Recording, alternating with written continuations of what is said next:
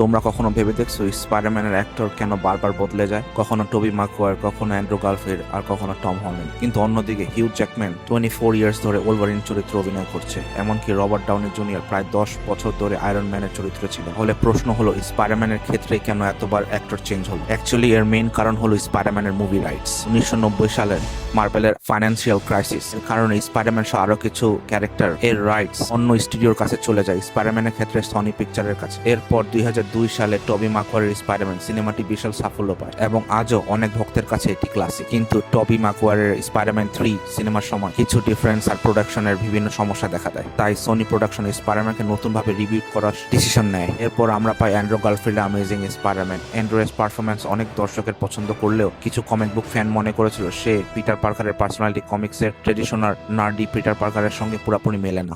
এদিকে Marvel cinematic universe বা MCU তখন দ্রুত জনপ্রিয় হয়ে উঠেছিল। সনিও বুঝতে পারে স্পাইডারম্যানকে এমসিইউ এর সঙ্গে যুক্ত করা ফ্র্যাঞ্চাইজির জন্য বড় একটা সুযোগ হতে পারে। আর সেখান থেকে আসে টম হল্যান্ডের স্পাইডারম্যান, যে প্রথমে এমসিইউতে ক্যাপ্টেন আমেরিকা সিভিল ওয়ার আর স্পাইডারম্যান হিসেবে ডেবিউট করে। তাই স্পাইডারম্যানের অ্যাক্টর পরিবর্তনের পিছনে শুধু অ্যাক্টর বদলে গেছে এমনটা নয়, এর সঙ্গে জড়িয়ে আছে movie rights, studio decisions, creative difference, reboot এবং এমসিইউর সঙ্গে পার্টনারশিপ। সবকিছু মিলে স্পাইডারম্যানের জার্নি বারবার নতুন রূপে পেয়েছে। আর এটা স্পাইডারম্যানের সবচেয়ে ইন্টারেস্টিং বিষয়, একই ক্যারেক্টার কিন্তু প্রতিটি জেনারেশনের জন্য একেবারে নতুন একটা গল্প।